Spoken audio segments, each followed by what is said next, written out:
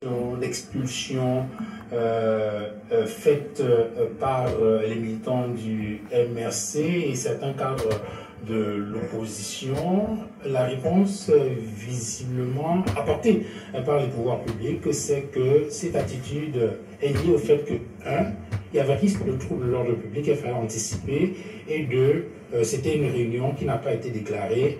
Et d'ailleurs, Maître Teghem ici ajoute que c'était une sorte de défiance de l'autorité. Est-ce que ces motifs, de votre point de vue, sont suffisants pour qu'on interdise à un leader de parti politique d'aller à la rencontre de ces militants?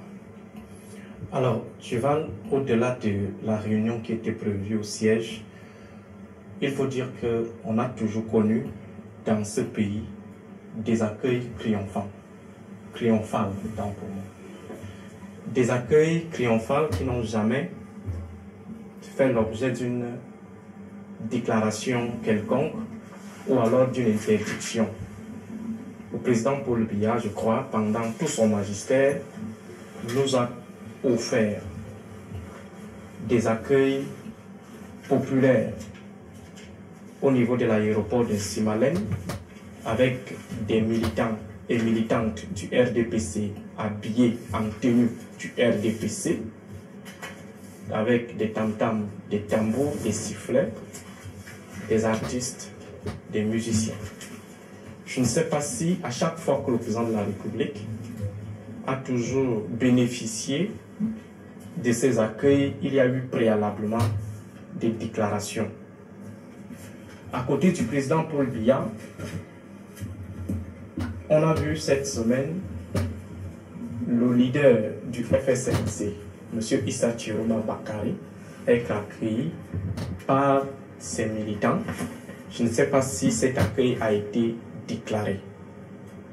On a également les stars, les personnalités publiques, les sportifs, les artistes qui sont régulièrement accueillis de manière triomphale. Je ne sais pas si ces manifestations ont souvent fait l'objet d'une certaine déclaration particulière. Si ce n'est donc pas le cas, il faut rapidement balayer cet argument qui ne peut pas tenir. L'autre argument, risque de trouble à l'ordre public. Je ne sais pas si, jusqu'ici, on n'a pas pensé un seul instant que ceux qui ont souvent bénéficié de ces accueils pouvaient aussi provoquer des troubles à l'ordre public. L'ordre public peut être la circulation. On a observé un temps une jeune influenceuse ici à Douala qui distribuait les billets de 1000 francs, 10 000 aux jeunes. Je crois qu'elle bloquait parfois et perturbait la circulation. Je ne sais pas si les autorités n'avaient pas vu en cela des troubles à l'ordre public.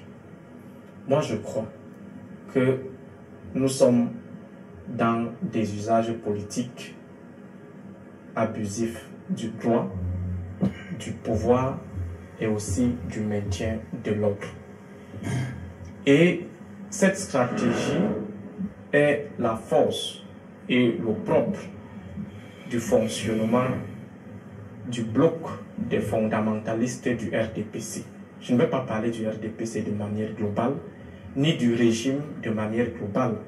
C'est la tendance fondamentaliste qui est la tendance minoritaire, mais la plus bruyante et la plus dominante, qui est prête à tout pour conserver le pouvoir.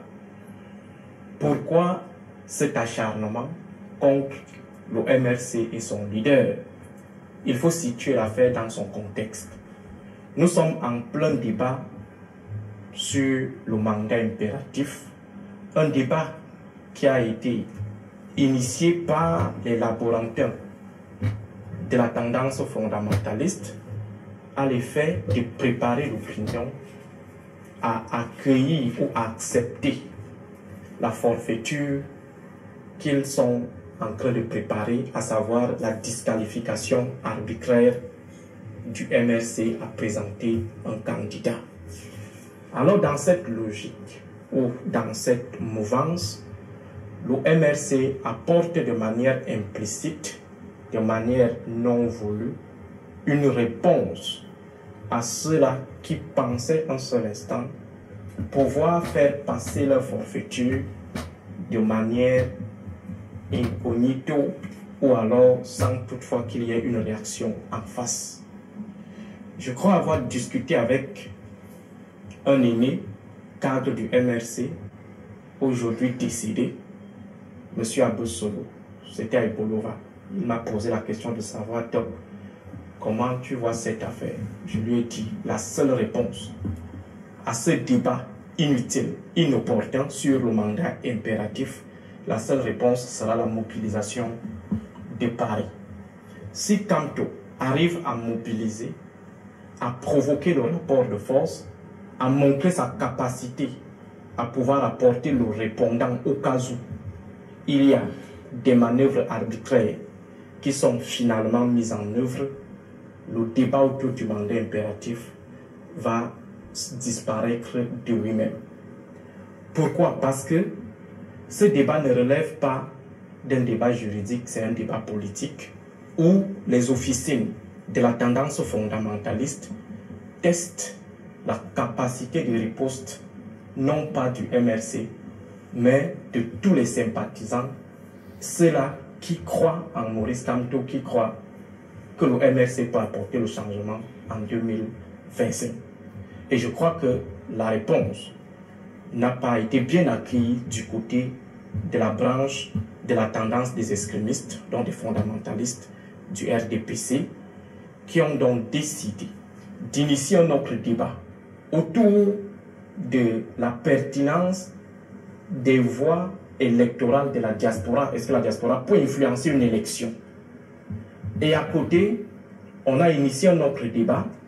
Est-ce que Kamto peut mobiliser au Cameroun? Alors, avant de poursuivre Aristide Mono, je vais avoir en 30 secondes la réaction de Maître Georges Teghem sur deux éléments que vous avez évoqués. Est-ce que vous voyez donc le lien entre le meeting, le giga meeting de Paris, et cette attitude des pouvoirs publics à Douala qui ont bafoué, entre griffes, les droits de Maurice Kamto, lui empêchant justement d'aller à la rencontre de ses militants? En quelques secondes avant de revenir à Aristide Mono. Le mot bafoué, je ne vois pas du coup. Je reprends les termes des journaux. Hein. L'émission s'appelle Droit des réponses. On revient sur les éléments qui ont été évoqués par la presse au cours de la semaine, et je l'ai dit toujours en sommaire. La presse dit ce qu'elle veut. Mais le mot bafoué n'est pas à sa place. Ses droits n'ont pas été violés. Il a tenu des propos que les autorités apprécient en raison de leur qualité.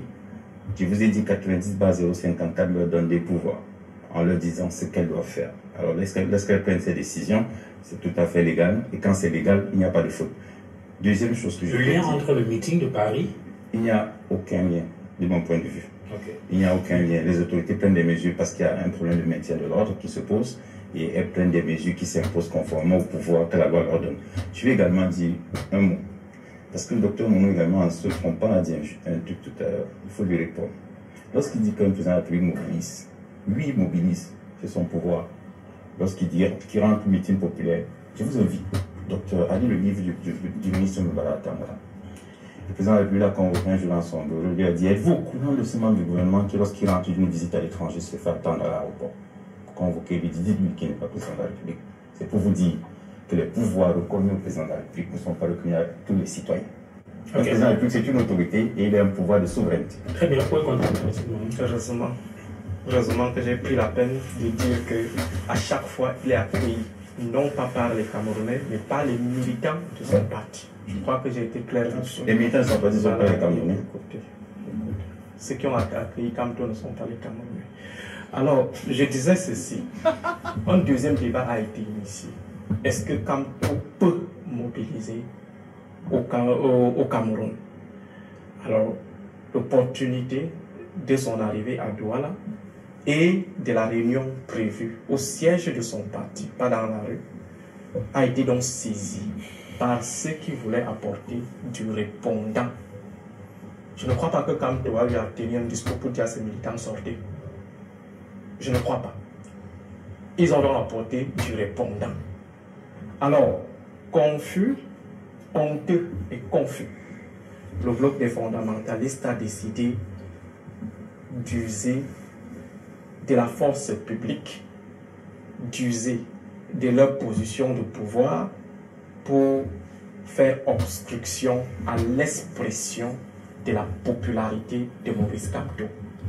Et je crois qu'aujourd'hui, pour ne pas monopoliser la parole, M. Duval, la branche fondamentaliste, je précise bien la branche fondamentaliste, ça veut dire les va-t-en-guerre, ceux qui pensent qu'après le pouvoir, ils ne pourront plus vivre sur cette terre.